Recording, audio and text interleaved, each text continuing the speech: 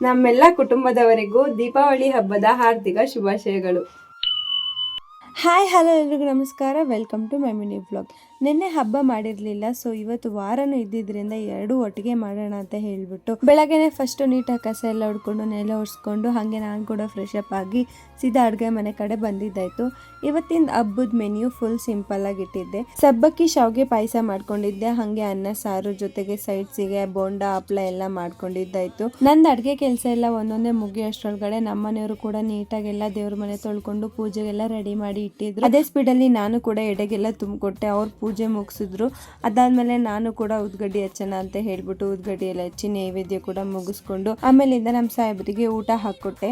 ಪಾಯಸದ taste ನಿಜವಾಗ್ಲೂ ಚೆನ್ನಾಗಿತ್ತು. ಆಮೇಲೆ ಅನ್ಕೊಂಡೆ ರೆಸಿಪಿನೂ ಶೇರ್ ಮಾಡ್ಬೋದಿತ್ತು ಅಂತ. ನೆಕ್ಸ್ಟ್ ಟೈಮ್ ಮಾಡಿದಾಗ ಖಂಡಿತವಾಗ್ಲೂ ಶೇರ್ ಮಾಡ್ಕೋತೀನಿ. ಇನ್ನು ನಾನು ಕೂಡ ರೆಡಿಯಾಗಿ ನಾನು ಅವ್ರ ಜೊತೆನೆ ಊಟ ಎಲ್ಲ ಮುಗಿಸ್ಕೊಂಡೆ. ಇನ್ನು ಸಾಹೇಬ್ರು ಊಟ ಮಾಡ್ಬೇಕಾದ್ರೆ ಒಂದ್ ಬಟ್ಟೆ, ಅದಾದ್ಮೇಲೆ ಇನ್ನೊಂದು ಬಟ್ಟೆ ಅಂತ ಚೇಂಜ್ ಮಾಡ್ಕೊಂಡು ಮಿರರ್ ಮುಂದೆ ಪೋಸ್ ಕೊಡ್ತಾ ಇದ್ರು. ಅವ್ರನ್ನ ಕರೆದು ದೀಪಾವಳಿ ಹಬ್ಬಕ್ಕೆ ನಮ್ಮ ಇನ್ಸ್ಟಾಂಟ್ ಯೂಟ್ಯೂಬ್ ಫ್ಯಾಮಿಲಿ ಎರಡು ಕಡೆಗೂ ವಿಶ್ ಮಾಡ್ರಿ ಅಂತ ಹೇಳಿದ್ರೆ ಏನ್ ಹೇಳಿ ಅಂತ ನನ್ನೇ ಕೇಳ್ತಾರೆ. ಕ್ಯಾಮ್ರಾ ಮುಂದೆ ಮಾತಾಡೋದಕ್ಕೆ ಸ್ವಲ್ಪ ಹಿಂಜರಿಕೆ ನಮ್ಮ ಮನೆಯವ್ರಿಗೆ. ಹೋಗ್ಲಿ ಬಿಡಿ. ನನ್ನ ಕಡೆಯಿಂದ ಮತ್ತೊಮ್ಮೆ ನನ್ನ ಎಲ್ಲ ಕುಟುಂಬದವರಿಗೂ ದೀಪಾವಳಿ ಹಬ್ಬದ ಹಾರ್ದಿಕ ಶುಭಾಶಯಗಳು. ವರ್ಷ ಪೂರ್ತಿ ಎಲ್ಲರ ಮನೆಯಲ್ಲೂ ಕೂಡ ನಂದ ದೀಪ ಬೆಳಗ್ತಾನೆ ಇರಲಿ ಅಂತ ಆಶಿಸ್ತೀನಿ. ಇನ್ನು ಇಬ್ರು ಕೂಡ ರೆಡಿಯಾಗಿ ದೇವಸ್ಥಾನಕ್ಕೆ ಹೋಗೋಣ ಅಂತ ಹೋಗ್ತಾ ಇದ್ವಿ.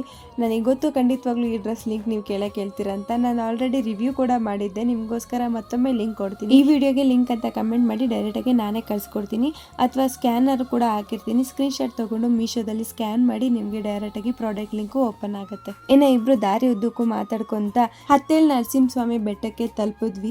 ಸ್ವಲ್ಪ ದೂರ ಬಂದ್ವಿ, ಆದ್ರೆ ಯಾಕೋ ಗಾಡಿ ಸಪೋರ್ಟ್ ಮಾಡ್ಲಿಲ್ಲ ಅಂತ ಅಲ್ಲೇ ಅರ್ಧದಲ್ಲೇ ಗಾಡಿ ಹಾಕಿ ಇನ್ನು ಸ್ವಲ್ಪ ದೂರ ಇತ್ತು ಅಷ್ಟೇ ದೇವಸ್ಥಾನ, ಅಲ್ಲಿಗೆ ನಡ್ಕೊಂಡೇ ಬಂದ್ವಿ. ಈ ದೇವಸ್ಥಾನದ ಮೇಲಿಂದ ವ್ಯೂ ಪಾಯಿಂಟ್ ನೋಡಿದ್ರೆ ಮಾತ್ರ ಮಸ್ತ್ ಇರುತ್ತೆ. ನಾವು ಒಂದ್ಸಲ ವ್ಯೂನೆಲ್ಲ ನೋಡ್ಕೊಂಡು ಸೀದಾ ದೇವಸ್ಥಾನದೊಳಗಡೆ ಪೂಜೆ ಮಾಡ್ಸೋಣ ಅಂತ ಬಂದ್ವಿ. ಸೊ ಇಲ್ಲಿಗೆ ಸ್ವಲ್ಪ ವ್ಲಾಗ್ ಲಾಂಗ್ ಆಯ್ತು ಅಂತ ಅನಿಸ್ತು. ನಾಳೆ ಪಾರ್ಟಲ್ಲಿ ಕೂಡ ಕಂಟಿನ್ಯೂ ಮಾಡ್ಕೋತೀನಿ.